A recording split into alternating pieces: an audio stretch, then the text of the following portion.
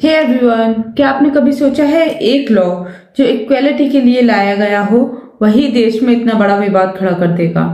तो हम यहाँ बात कर रहे हैं UGC promotion of equity regulation 2026 की।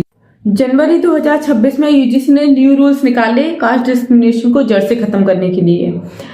विद इन 15 दिन सुप्रीम कोर्ट ने इन पर स्टे लगा दिया। पूरा देश अब दो कैंप में बंट गया है।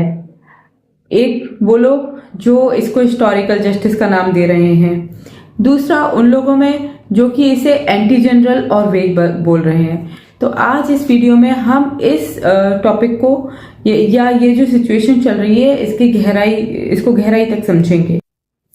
पहले क्या था, 2012 की गाइडलाइन सिर्फ एडवाइजरी थी, यानी कॉलेज माने या ना माने उन पर बहुत ज्यादा कोई स्ट्रिक्ट एक्शन नहीं था। पर अब ये जो 2026 की गाइडलाइंस हैं ये मैंडेटरी हैं।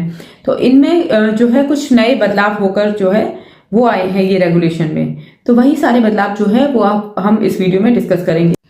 तो ये बदलाव कुछ इस तरह से है कि ओबीसी का इंक्लूजन, जैसे कि SC ST के साथ इसमें ओबीसी को भी लीगल कवर दिया गया है। फिर सेकंड थिंग, एक इक्विटी कमेटी बनानी है जिसके अंडर SC ST OBC और वीमेन मेंबर होने चाहिए। और फिर थर्ड थिंग जो है वो ये है कि मानस पोर्टल बनाना है जिसमें कि जो बच्चा है वो डायरेक्टली जाके उस पर कंप्लेन करेगा अपनी। फिर फाइनल थिंग जो है वो ये है कि 15 दिन की डेडलाइन दी गई है कि विद इन 15 दिन जो भी इंस्टीट्यूशन है उसको एक्शन लेना है अगेंस्ट दैट कंप्लेन, और अगर नहीं लिया गया एक्शन तो उस इंस्टीट्यूशन की फंडिंग जो है वो रोक दी जाएगी। तो अब सवाल ये उठता है कि अगर रूल्स इतने अच्छे हैं तो फिर विवाद क्यों हो रहा है। तो मैं यहाँ बता दूं कि सुप्रीम कोर्ट ने इसमें 3 चेंजेस जो हैं उनको टारगेट किया है। तो सबसे पहला जो है वो ये है कि रेगुलेशन 3C के अंडर डिस्क्रिमिनेशन की जो डेफिनेशन है वो इतनी काफ़ी ब्रॉड है। तो जिससे कि अब क्रिटिक्स ये कह रहे हैं कि कल को कोई प्रोफेसर जो है किसी बच्चे को कम मार्क्स दे देते हैं तो वो भी क्या डिस्क्रिमिनेशन के अंडर माना जाएगा। तो ये तो पहला जो है वो ये हाईलाइट किया है। फिर सेकंड थिंग ये हाईलाइट करिए कि फॉल्स कंप्लेंट और जो मैलिशियस कंप्लेंट है उसका जो रूल था वो हटा दिया गया है, कि उस पर सजा का जो रूल था वो हटा दिया गया है। पहले ये होता था कि कोई भी अगर फॉल्स कंप्लेंट कर रहा है या मैलिशियस कंप्लेंट जो कर रहा है तो उसको सजा मिलती थी इस चीज़ की।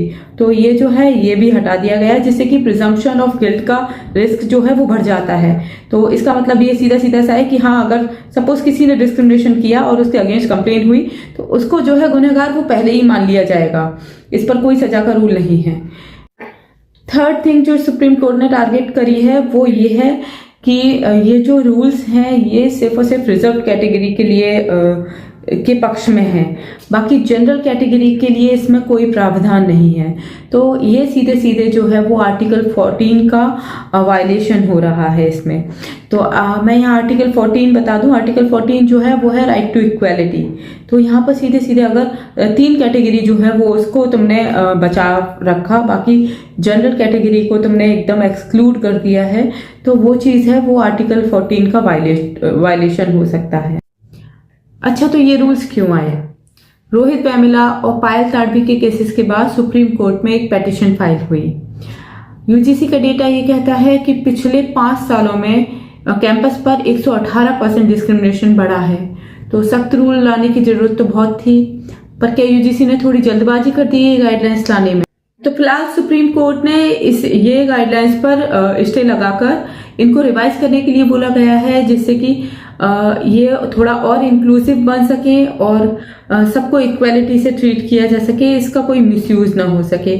एंड तब तक के लिए 2012 वाली जो गाइडलाइंस थी वही फॉलो हो रही है, वही वापस से प्रैक्टिस में आ गई हैं। आपको क्या लगता है कि डिस्क्रिमिनेशन खत्म करने के लिए इस तरह के रूल्स लाना, इतने स्ट्रिक्ट रूल्स लाना जो है वो जरूरी है, या इस तरह के रूल्स जो है वो कैंपस में और डिवीजन पैदा करेंगे? मेरे को कमेंट करके जरूर बताएं अपनी राय। वीडियो पसंद आए तो लाइक करें, शेयर करें, और ऐसी ही डीप डाइव्स वाली वीडियो के लिए चैनल को सब्सक्राइब कर लें, बेल आइकन को प्रेस कर दें। मिलती हूँ अगले वीडियो में। Bye bye, take care.